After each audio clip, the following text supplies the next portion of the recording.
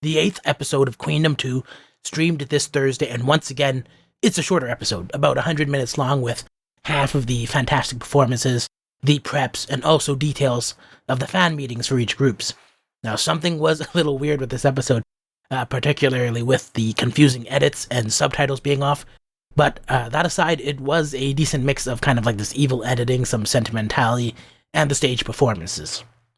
So after a brief preview of what was to come for this episode, we got to see the competitor reactions to their most recent scores and rankings. Kep1er was upset about being last again. VIVIZ has mentioned that they are dropping. Brave Girls are rallying after scoring well in part 1. Hyolyn wants to be fierce to make up for not winning. Luna just wants the world to notice them, and then Cosmic Girls, they're pretty happy with their score overall. After that, there was this odd segment where Hyolyn rewarded choreographers after, I think, getting first in the last round, and then she won Queen Service again, and she wanted to like give gifts to the choreographers, and they showed this whole kind of shopping spree kind of thing. Now, I wasn't sure if it was very subtle advertising, but judging from the rest of the episode, it probably was. So after this, they started showing us some clips of each group's fan meetings. Hyolyn got crafty with the invitations and then invited fans to an outdoor busking concert. And then Luna had video messages as well as kind of this wall of letters. Luna got really emotional during it. The Brave Girls, they did a live stream and it was kind of fun. VIVIZ, they read a few comments and then proceeded to cook for fans and then organize a meetup, which we find out later that they went to like this kind of cafe and then had kind of like a question and answer period and everything.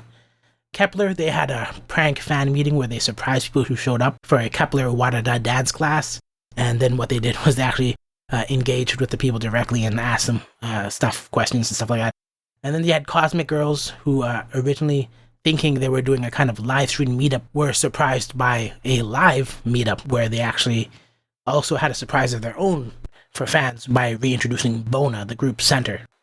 Now, after the fan meetings, there's these two weird short segments teasing the elimination of Brave Girls, and then there's also this other product placement again, with Cosmic Girls talking about skin discomforts or complexion issues or something because of the changing seasons, and then you have like this funny moment where Dae-young slaps a patch on her head. Now, before the performances start, we get to see how Hyolyn chose the order for the girls' performance, with Kep1er going first, VIVIZ going second, Cosmic Girls third, Luna 4th, Brave Girls 5th, and Hyolyn going 6th. We also learn how the round is scored, with a max of 15,000 being divided among the live judges for 9,000, global judges for 5,000, and I think it was like the self-evaluation for the remaining 1,000. Now, I wanted to make a side note here because a commenter asked in the previous video if mathematically Brave Girls would be safe by scoring 4,000, and I responded with some weird math as well, which probably doesn't apply now because I was thinking 6th in overall scores and not 6th in the round. But in terms of 6th in the round, I think it would make sense that they need to stay out of the 6th in terms of the round total. So they also need to kind of impress the judges so much that the score gap is not that big. So thinking about it now, based on the averages of the past round, the gap between 6th and 5th is likely to be around 1,500 points. Now, technically, that does give them a huge buffer, and with Kep1er only having 1,000 points, that's more of a 1,500 point buffer. The gap has never been that big, except between 2nd and 6th place. So they would have to totally bomb their performance to lose that big of a gap in scores. So it's very likely Brave Girls could be safe, but the scoring system, it really doesn't give certainties because it's just about the feelings of the judges, and they can score you however. The rankings would have to line up with that. So technically, you just have to not have the lowest score. So you can never say they are mathematically safe, but they are probably safe. And with that, we get to see the first 3 performances in FANtastic Queendom. The first up is Kep1er. In preps, we see more of the fan meeting with fans suggesting a Girls' Generation song. They later decided that it would be The Boys. And there's also some touching segments here with the fans comforting the girls and the girls admitting that they were losing confidence with the way they have been ranking on the show. And a couple of girls actually bawled their eyes out, but they pulled themselves together and then they felt revitalized by Kep1er's support, which is it was just a very good moment, I think.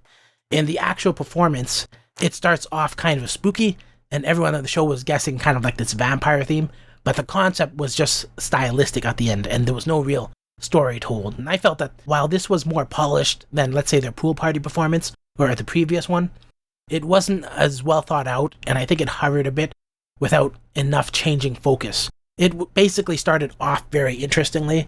It got hyped around the group dance, and then it never took off further, and that's just because it was basically just group dancing for the rest of the performance. Now, they are definitely improving in terms of sync, which I've always criticized them for, and I think the girls, ultimately, they're just being misdirected with the conceptuals. Now, so for me, it started at a 7.8, it hit around 8.3 in the middle, but then it actually struggled to remain there, and then it ended on an 8.3. So next up was VIVIZ. In preps, we get to see some more fan meeting related content, and possibly some shampoo store product placement again. And they gave their fans shampoo and homemade food, which was kind of wholesome. The fans directed them to perform Bop Bop, which they decided to rearrange and perform with a bubbly cheerleader theme. Now, in the actual performance, they showed off the remix song, and while I felt it was kind of mismatched with the concept, they did do a good job with the stage direction. There was shifting focal points that were fun to watch, and the performance was more fun and bubbly, with Sin B overcoming some expression issues that I've always complained about. But Eunha kind of continued to have the deer in the headlights look, which I think is often the pitfall with his groups like performing, and I gave it an 8.5 because it was otherwise, it was still more interesting than what Kep1er did because of the shift in what was going on at the stage. And this is funny because, I often say that this group is more interesting when they're all on stage together. And I say that for a few groups, but I think here, I just think they used the backup dancers better this time around, and the focus changes weren't jarring, and they helped actually guide the performance. The final performers for this week were Cosmic Girls.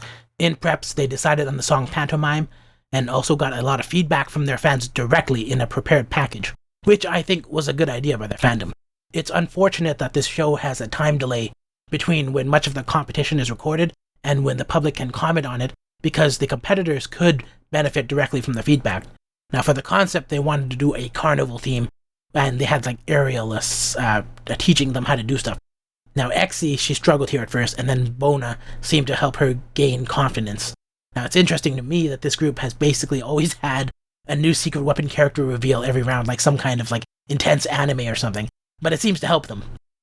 In the actual performance, I thought it was great. I think Cosmic Girls might have taken back its Team Iceland crown from Hyolyn after losing it in round 2, and they had some teleperformance features with a transparent projector and magical effects, and also many changing vocal points throughout, and I felt that, my inner feels, it started from 8.1, went up to 8.7 to 8.9, and it landed at 9.2, and I think the Cosmic Girls are back. Though I did find the song to be a little bit on the plain side, it wasn't terrible or anything.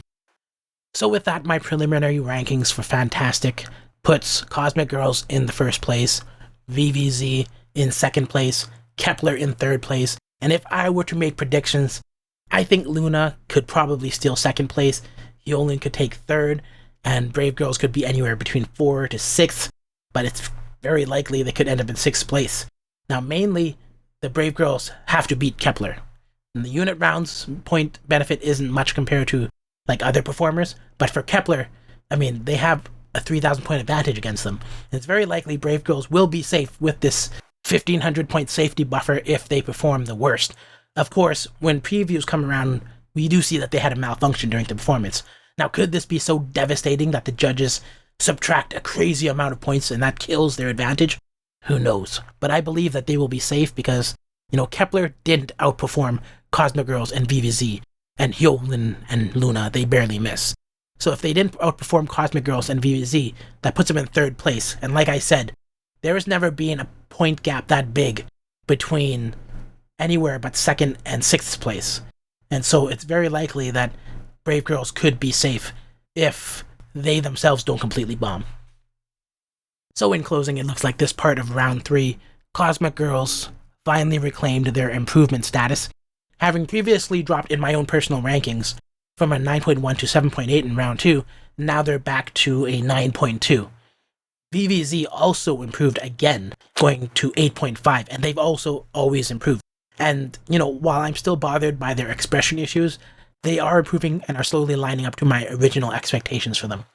Now, Kep1er actually did not improve in my rankings this round. They got an 8.5 from me from Pool Party, and they just got an 8.3 for this performance, which isn't that low, but it is a step back from where they were. And it's not like they didn't have a trade-off in terms of that criteria that, either they improved on or didn't improve on. Now, overall, the episode was decent, with some interesting and touching moments in the fan meetups. Despite the evil editing that makes it seem like the Brave Girls are gone, I just don't believe that they could have messed up that badly that it results in a score gap that big. Now, honestly, I think they're safe. While I'm optimistic about Luna and Hyolyn's score, there's also this part of me that's kind of concerned that their concepts will be a bit samey. And this was the effect of Cosmic Girls doing so well that it kneecaps other groups if they don't stand out. And Luna and Hyolyn, it looks like they might be doing repeats of performances we've already seen on this show. And so, in terms of, how it looks visually. But I guess that's pretty much it. If you like this video, give it a thumbs up. And if you don't like it, give it a dislike.